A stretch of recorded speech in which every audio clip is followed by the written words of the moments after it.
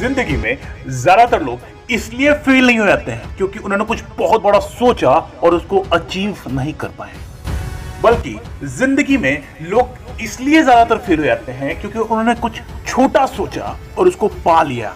For example, with respect to profession, आपकी potential है कुछ बहुत बड़ा करने की, लेकिन आप कर रहे हो एक क्लर्क की नौकरी, कर रहे हो एक प्यून की नौकरी।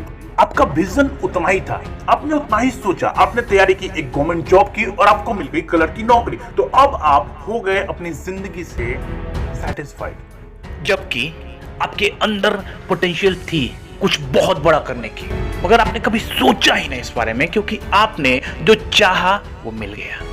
देखो दोस्त, लाइफ में हमेशा जो आपका विजन है, जो ड्रीम है, वो बहुत बड़ा रखो। अगर सोचना ही है तो कुछ बहुत बड़ा सोचो, क्योंकि सोचने के पैसे नहीं लगते हैं। लेकिन हाँ, अगर आपने कुछ बड़ा सोच लिया तो ये माइंड आपको मजबूर कर देगा कुछ बड़ा करने पे। This is the power of visualisation my dear friends.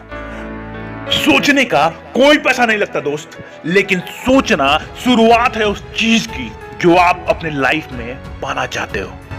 एक छोटा सा एग्जांपल देखिए, आपको समझाने की कोशिश करता हूं। हम जब ग्रंथ पढ़ते हैं या कहानियां सुनते हैं तो आपको याद होगा, उन कहानियों में ऋषि मुनि लोग तपस्या किया करते थे, घनघोर तपस्या किया करते थे। कभी कभी तपस्या एक पांव पर होती थी, कभी आग जलाकर चारों तरफ तप तपस्या होती थी, कभी समुद्र के अंदर तपस्या होती थी, और सालों साल तपस्या होती थी।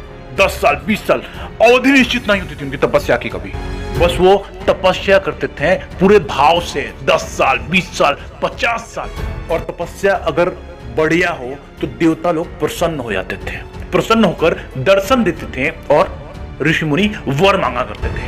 अब आप सोचो, आप तपस्या कर रहे हो, एक पैर पर खड़े होके 10 दिन हो गए आपको, आपने तुरंत फिर आंखें खोली, बाईं तरफ देख रहे हो, आया क्या भगवान? नहीं दिखा। दाईं तरफ देख रहे हो, आया क्या? ओह, नहीं आया। कहीं पीछे से तो नहीं आ रहा, पीछे मुड़ के देख रहे हो।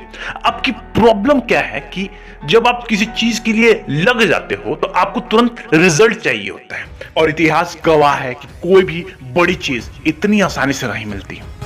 भगवान राम जब तक अयोध्या में थे राजा राम कहलाए, लेकिन 14 वर्ष का वनवास काट कर आए मर्यादा पुरुषोत्तम भगवान राम बनकर आए। अगर वनवास स्वीकार ना किया होता तो आज मर्यादा पुरुषोत्तम राम न कहलाते। आपकी प्रॉब्लम यह है कि आप कुछ बड़ा करना तो चाहते हैं, मतलब भगवान से वर लेना तो चाहते हैं, लेकिन हर 6 महीने पे आंख खोल के देखना चाहते हैं कि भगवान आए क्या, कहीं भगवान आ तो नहीं गए। चाइनीज बम्बू के बारे में सुना आपने? चाइनीज बम्बू को अगर आप लगा दें तो 5 साल तक कुछ नहीं दिखता है, 5 साल तक बिल्कुल कुछ नहीं दिखता, वो बाहर आता ही नहीं है। और उसके साथ ही साइड में उसके कोई छोटा सा पौधा लगा दें, 3 महीने में बाहर आ जाता है और एक आकार ले लेता है।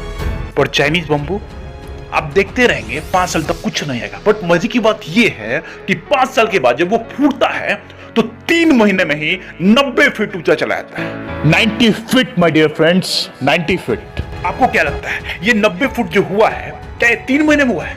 नहीं, 5 साल प्लस 3 महीने में ये 90 फुट का हुआ है, क्योंकि 5 साल उसने अपनी जड़ें मजबूत की हैं ताकि वो 90 फुट तक जा सके।